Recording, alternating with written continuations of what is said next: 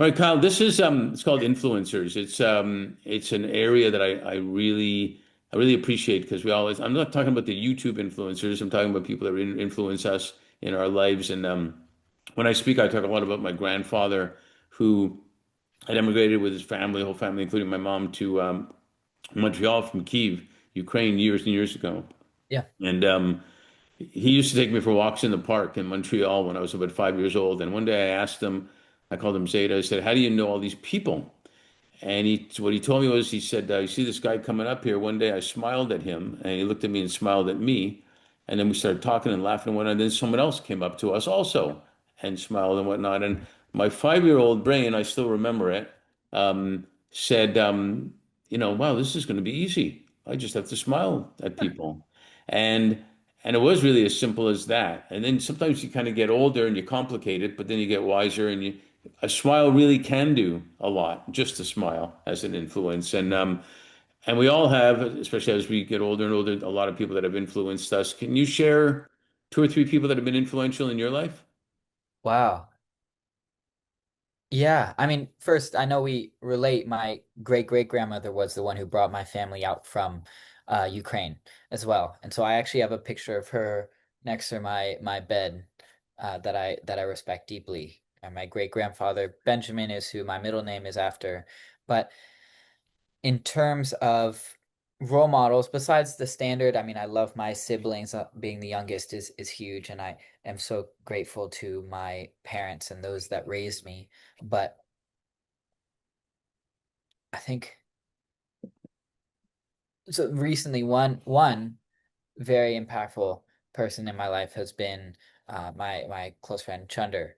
Right, he and I met while abroad at both of us ending 5-year projects in our lives. Right, at this big cornerstone, and he introduced me to a lot of spirituality and Buddhism and practicing, and we would meditate together, which is not necessarily the norm when you go to Copenhagen to study abroad and you're ending up Well, you can meditating. go one way or you can go the other way. Yeah. Um, so yeah, I mean, I'm so eternally grateful to Mhm. he's like a brother to me. And afterwards, I mean, I took philosophy there while abroad. I came back to college and really switched, and that's when I was taking the neuroscience and Buddhism classes. So I mean that is a huge role model. I know he's a little younger than me, but actually, especially because of that, I very much look up to him as one of my role models and confide deeply, recognizing that I do not and can never take him for granted. Super cool. Who else would you say? Who else? Oh man. Um, And it could be someone you've never met, even also. Yeah. I mean, in general, Hmm. I am someone who follows the idea that if you look up to someone, you strive to become their equal. And so, in that sense, there are a lot of members that I deeply look up to. The organization TRIIBE, right? This community is the most inspiring people to me that come around. So I could talk for days about any one of them. Of course, there's our CTO and also co-founder Drew. I mean, unbelievable coder, programmer, and go-getter. I mean, someone who works in high school and into college, not just to pay his way through college, but support his younger sister's way through college. That is unbelievable to me, right? And that's someone who I will deeply dedicate my life towards. Cool. I've been thinking a lot about another member who just recently joined our board, but has been close to me for a while. We actually met for the first time during college when we were both visiting one of our mutual friends who had received cancer, unfortunately, and was taking a semester off to recover. But he learned 16 coding languages and is in agentic data security. Talk about AI in the fourth generation, fourth revolution. But unfortunately, has had a concussion for the last month.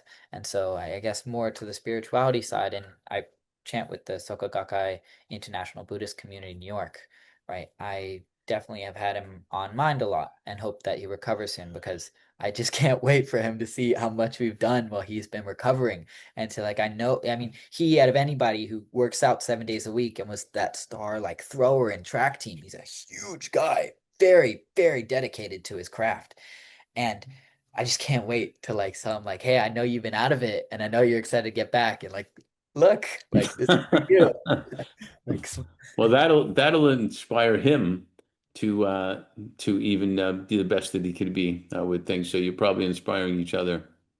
I hope so, but really, I mean, I'm striving to match how much he does for me, how much they all do for me. Well, it's interesting because we all should be aware that we're influencing people ourselves all the time, and a lot of times you might not even know it, and it's really our choice to be like you are, positive and bring something good to the table rather than negative. Even though negative can be an influence too if you do it right. But so good job on your part, and good job for crediting the people that have influenced you. Thanks.